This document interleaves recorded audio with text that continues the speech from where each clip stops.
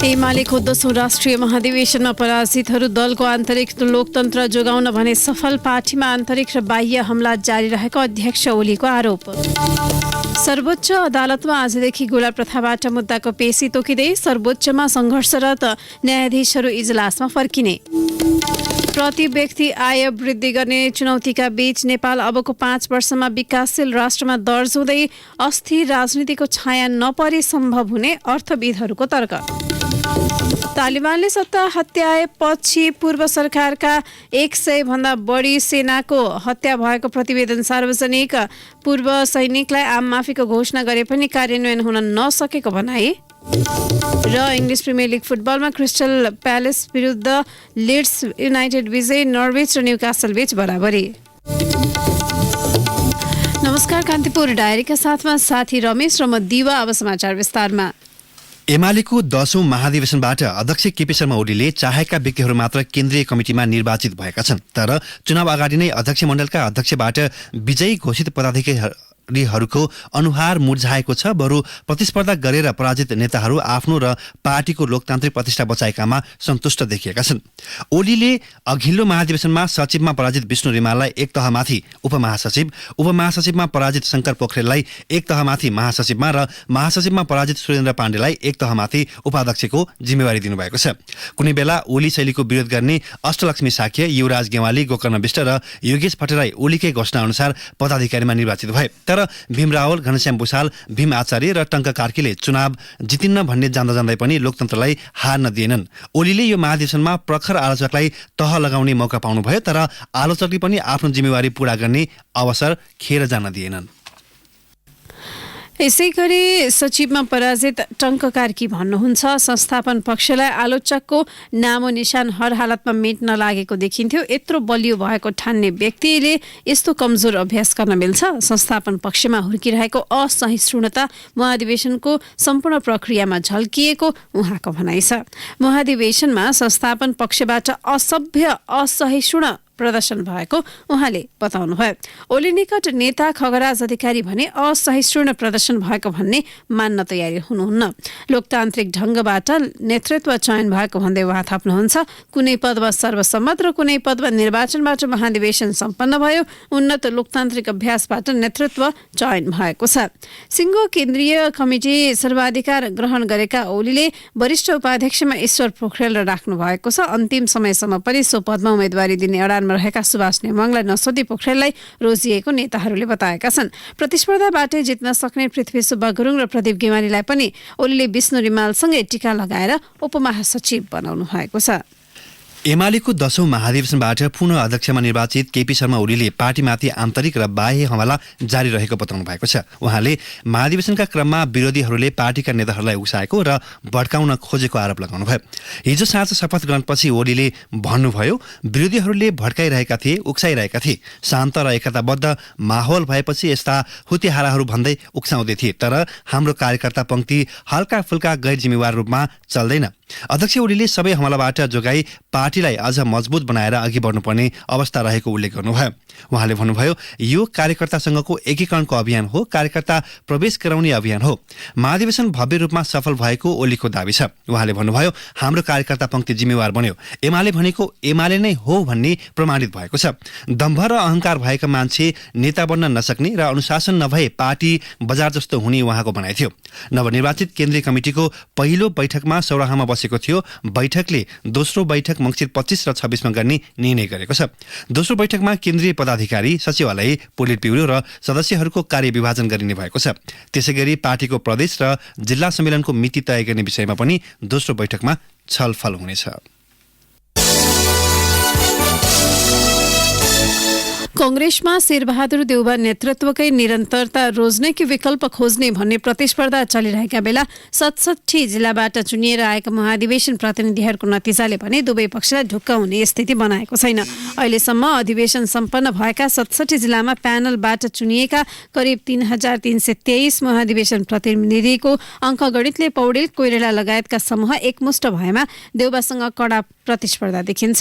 संस्थापन र वैकल्पिक समूह दुवैका लागि अब अब हुने प्रदेश 2 का 8 र पहाड़का 2 जिल्लामा प्रतिनिधि नै निर्णायक हुने देखिएको छ। प्रदेश 2 का 32 निर्वाचन क्षेत्रबाट 850 बढी प्रतिनिधि चयन हुन्छन्। यस्तै 8वटा जिल्लामा निर्वाचन भइरहेको छ। प्रदेश 2 बाहेक 2 निर्वाचन क्षेत्र रहेको धनकुटा र 1 निर्वाचन क्षेत्र रहेको रसुवामा महाधिवेशन प्रतिनिधि चयन हुन सकेको छैन। नतिजा आएका 6 प्रदेश मध्ये सुदूरपश्चिम कर्णाली र लुम्बिनीमा देउबा बलियो देखिनु भएको छ भने प्रदेश 1 बागमती र गण्डकीमा संस्थापन इतरको पौडेल समूह बलियो देखिएको छ। संस्थापन इतर एकजुट भने भइसकेको छैन। देउबासँग प्रतिस्पर्धा गर्न 4 नेता मुख्य दौडमा छन्। वरिष्ठ नेता पौडेल, महामन्त्री शशाङ्क कोइराला, पूर्व महामन्त्री प्रकाशमान सिंह र नेता शेखर कोइराला बीचको समझदारी बन्छ कि बन्दैन भन्ने मुख्य चासो कांग्रेस वृत्तमा छ। यसको सबैभन्दा बढी चासो स्वयं देउबालाई छ। महाधिवेशनको तिथि आउन 9 दिन मात्रै बाँकी छँदा पनि 4 मा 4 जना प्रतिस्पर्धाको अडानमा उस्तै छन्।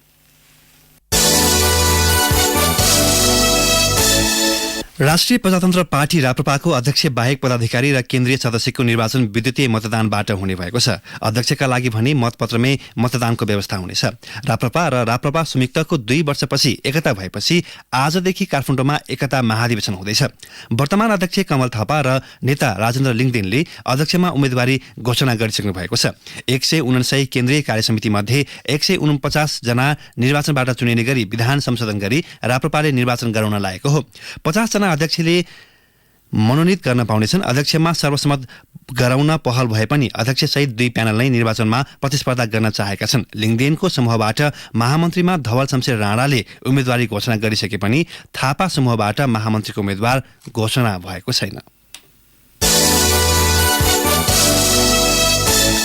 सर्वोच्च अदालतमा आजदेखि न्यायाधीशहरूलाई गोला प्रथा प्रक्रियाद्वारा मुद्दाको पेशी तोकिने भएको छ।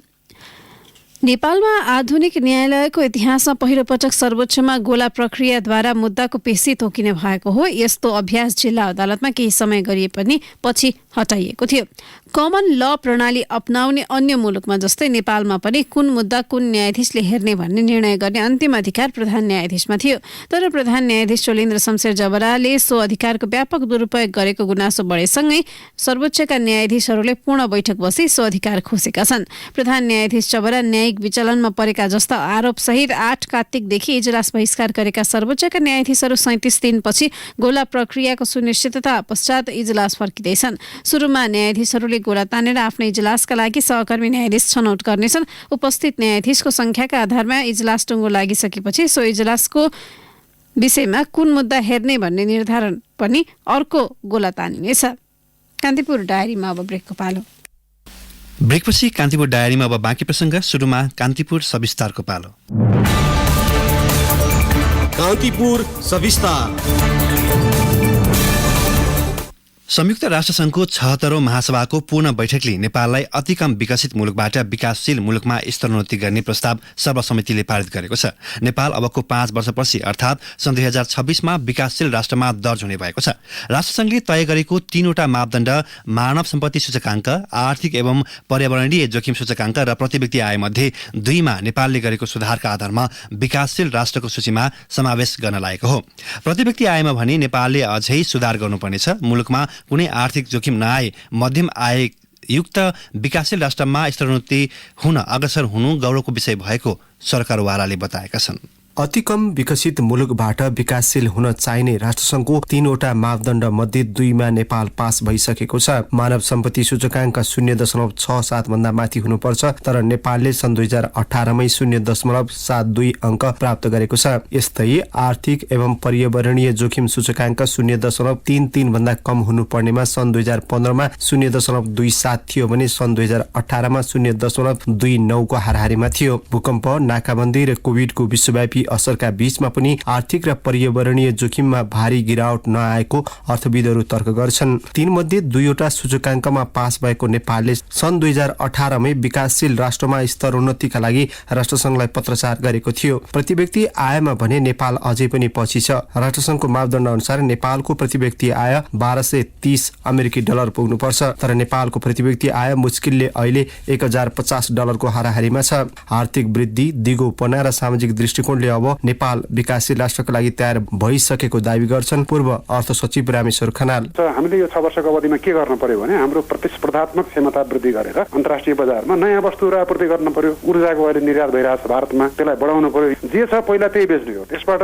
सम्पत्ति आर्जन गरेर अनि पछि ऊर्जाको उपयोग हामीले यहाँ आन्तरिक बजारमै गरौँ। निर्यात वृद्धि गर्नको निमित्त विदेशी लगानी भित्र भित्र्याउने, विदेशी प्रविधि भित्र्याउने, हाम्रो प्रतिस्पर्धात्मक क्षमता वृद्धि गर्ने, त्यो गर्ने हो भने हामीलाई क्षति त मैले कति पनि हुने देख्दिनँ हो। सरकारी कर्मचारीहरू, सरकारी पदाधिकारीहरू, मन्त्रीज्यूहरू निःशुल्क भ्रमण गर्न चाहिँ पाउनुहुन्न। अब सरकारले नै खर्च गर्नुपर्छ। विदेशी निकायहरूले त्यो अनुदान चाहिँ दिँदैनन् 2026 पछि। अति कम विकसित मुलुक हुँदा पाउने लाभ नेपालले अपेक्षित रूपमा पाउन सकेन। पश्चिमा मुलुकबाट निर्यातमा कर छुट पाउने भनिए पनि नेपालले यसबाट फाइदा लिन सकेको थिएन। भारतले यो सुविधा दिए पनि नेपाललाई अल्पविकसित मुलुकको हैसियतमा नभई नेपाल भारत द्विपक्षीय सम्झौताका आधारमा दिएको थियो। विकसित राष्ट्रले उनीहरूको कुल गृहस्थ उत्पादन GDP को 0.7% अनुदान सहायता अति कम विकसित मुलुकलाई दिनुपर्ने हुन्छ। यसबाट नेपालले मुस्किलले 10 देखि 15 अर्ब रुपियाँ मात्रै अनुदान सहायता पाउँदै आएको थियो। यसले आर्थिक विकासमा त्यस्तो महत्त्वपूर्ण योगदान गर्न सकेको छैन। खास गरी राष्ट्रसंघसँग सन्धि भएका एजेन्सीहरूसँगका केही विषयमा असर गर्न सक्ने अर्थविद केशव आचार्यले बताए। अति कम विकसित मुलुकको नाताले हामीले यो वैदेशिक सहयोगमा यो अहिलेसम्म अनुदानहरू पाइरहेका छौँ। अब त्यो अनुदानको मात्रा चाहिँ घट्ने हुन्छ। अब अहिले जस्तो 1%मा 1.5%मा हामीले त्यो कन्सेसनल ऋणहरू पनि पाउँदैनौँ। र अर्को कुरा यो हामीले यहाँ निर्यात गर्दाखेरि हामीलाई त्यो सुविधाहरू, भन्सारमा छुटहरू, करमा छुटहरू, केही व्यवस्थाहरू हामी विकासशील मुलुकमा स्तरोन्नति भएपछि चाहिँ त्यस्तो सुविधा जुन हामीले पाएका छौँ तर उपयोग गर्न सकेका छैनौँ हामीले। जस्तै बङ्गलादेशले उपयोग गरिरहेछ, लाओसले उपयोग गरिरहेछ। त्यस्ता सुविधाहरूमा चाहिँ बजार पहुँच चाहिँ पहिले भन्दा अलिकति कठिन हुन्छ। राजनीतिक अस्थिरताको लामो कालखण्डसँगै विनाशकारी भूकम्प, भारतीय नाकाबन्दी जस्ता कारणले मुलुकको अर्थतन्त्रलाई नराम्ररी गिजोल्यो। पछिल्लो समय कोभिडको विश्वव्यापी महामारीले अर्थतन्त्रलाई थप धराशायी बनायो। यद्यपि केही आर्थिक सूचकाङ्कका कारण विकासशील राष्ट्रमा दर जुने वातावरण भने बनिसकेको अर्थविदहरू तर्क गर्छन्। आर्थिक सामाजिक लगानीका दृष्टिकोणले पनि नेपाल विकासशील राष्ट्रमा सूचित हुन ढिलाइ भएको उनीहरूको तर्क छ। आगामी 5 वर्षको योजना समयसम्ममा नेपालले अहिलेसम्म पाएका सबै सेवा सुविधा भने उपभोग गर्न पाउनेछ। नेपाल र नेपालीका लागि पनि अब गर्व गर्ने दिन आएको योजना आयोगका पूर्व उपाध्यक्ष मिनबहादुर श्रेष्ठ बताउँछन्। अल्पविकसित मुलुकबाट स्तरोन्नति हुनु भनेको मुलुक विश्वमै अब एउटा पिछडिएको मुलुकबाट अलि अगाडि बढेको भन्ने सन्देश जाने भयो। त्यही अनुसार अब हामीलाई पनि जो चाहिँ सिटिजन हो, नागरिकहरूलाई पनि हामी यो अल्पविकसित मुलुकका नागरिक होइन हो, हामी विकासशील मुलुकको नागरिक हौ भन्ने एउटा गर्व हुने नै भयो। अब अहिले ग्रेजुएट गर्दाखेरि पनि ठ्याक्कै चाहिँ त्यो हामीले सहयोग कटौती गर्ने होइन। युएनले अहिले हामीलाई 5 वर्षसम्ममा पहिला पाइरहेको सुविधाहरू निरन्तर पाउने र त्यो 5 वर्षसम्ममा यो आफ्नो रणनीतिक योजनाहरू लागू गरेर आर्थिक स्थिति पनि सुधार गर्ने भन्ने मौका दिएकोले स्तरोन्नति भएकोमा कुनै बेफाइदा छैन। अति कम विकसित मुलुकबाट विकासशील राष्ट्रको सूचीमा प्रवेश गर्न नेपाललाई झण्डै 50 वर्ष लाग्यो। तर जोखिम भने अझै पनि हटिसकेको छैन। प्रति व्यक्ति आय $1230 पुर्याउनु पर्ने चुनौती अझै पनि कायमै छ। अबको 5 वर्षभित्रमा मुलुकले आफ्नो विकास र व्यापार साझेदारहरूसँगको सहकार्य रणनीति, नीतिगत तथा संरचनागत सुधारका लागि ध्यान दिन आवश्यक छ। विकासशील राष्ट्रमा हुँदा प्राप्त हुने अवसरलाई ख्याल गर्दै अर्थतन्त्रमा अस्थिर राजनीतिको छाया पर्न नदिने हो भने सम्भावनाको ढोका खुल्न सक्ने अर्थविदहरूको तर्क छ। रेडियो कान्तिपुरका लागि अनिल परियार। कान्तिपुर सविस्तार।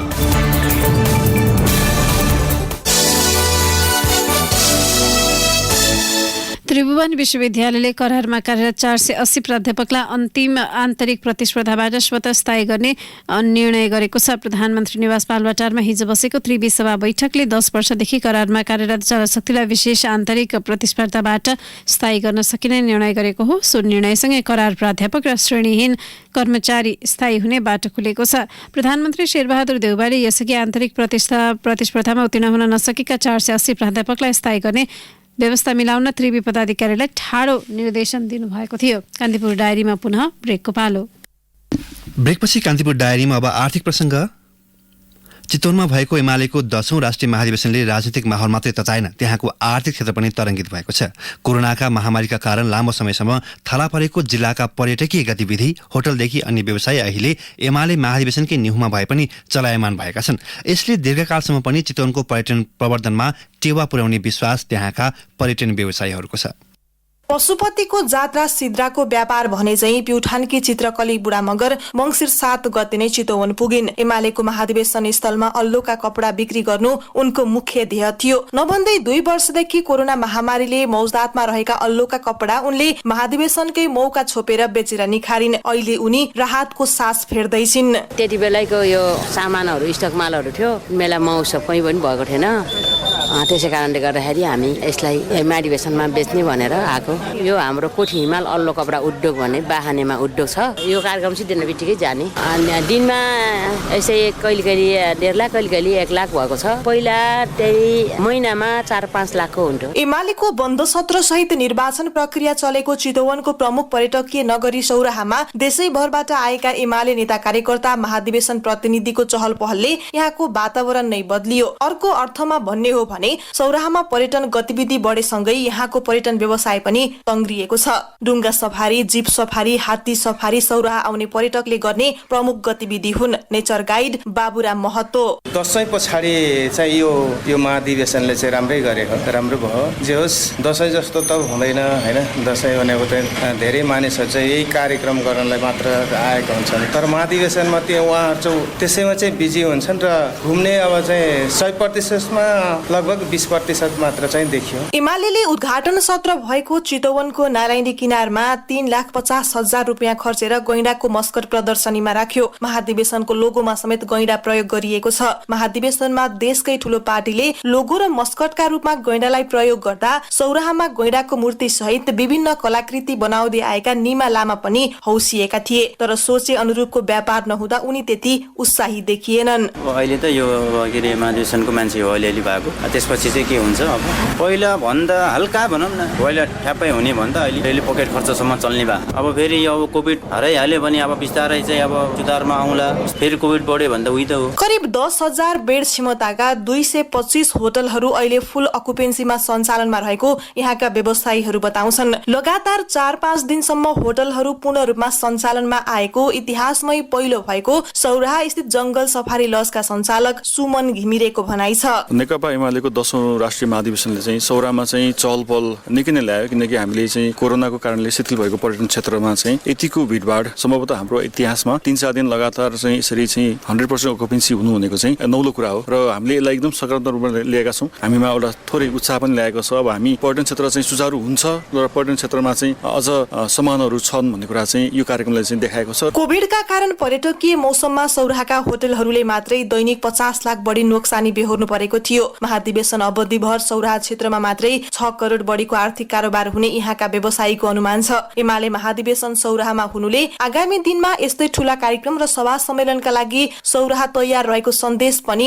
प्रभाव भएको छ। एमाले अध्यक्ष ओली सहित शीर्षस्थ नेताहरू बसेको होटल पार्क सफारी रिसोर्टका सञ्चालक महेश खनाल: देशको एउटा ठूलो पार्टी मध्येको एउटा पार्टीले चितवनमा महाधिवेशन गरिसके पछाडि देशभरिबाट कार्यकर्ता, समर्थक, शुभचिन्तकहरू आगो भएको भएर सौराहामा चाहिँ बसोबासको लागि चाहिँ व्यवस्थापन गर्न हम्मे परेको अवस्था छ। अब यसले गर्दा चितवनको सौराहामा ठुल्ठुला कार्यक्रमहरू गर्न सकिन्छ भन्ने खालको पोजिटिभ मेसेज जान्छ र हामी चाहिँ यो कार्यक्रम भएको भएर थोरै उत्साहित भएका छौँ, थोरै आशावादी पनि भएका छौँ। एमाले महाधिवेशनले चितवनको सौराहा मात्र नभई पटिहानी, जगतपुर, मेगौली लगायतका पर्यटकीय क्षेत्रहरूको चर्चा पनि चुलिएको छ। सभा सम्मेलन पर्यटन अर्थात् माइस टुरिज्मले छोटो अवधिका लागि चाप बढाए पनि यसको प्रवर्धनमा उल्लेख्य सघाउने देखाएको छ। एमाले महाधिवेशनमा आफूले सोचे जस्तै परिणाम नआएकोमा नेता र महाधिवेशन प्रतिनिधि खिन्न भए पनि सौराहाका पर्यटन व्यवसायीहरू भने अपेक्षाकृत खुसी देखिएका छन्। रेडियो कान्तिपुरका लागि के सुलामी छाने, सौराहा, चितवन।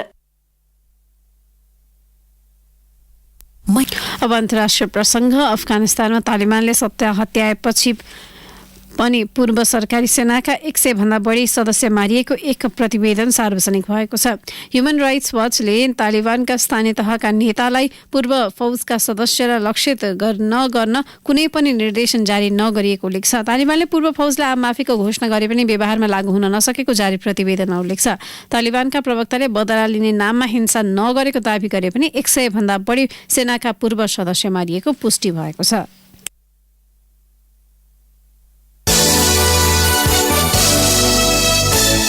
अब खेल प्रसङ्ग। इङ्ग्लिस प्रिमियर लिग फुटबलको पछिल्लो खेलमा लिड्स युनाइटेड विजयी भएको छ। लिड्सले क्रिस्टल प्यालेसमाथि 1-0 जित हात पारेको छ।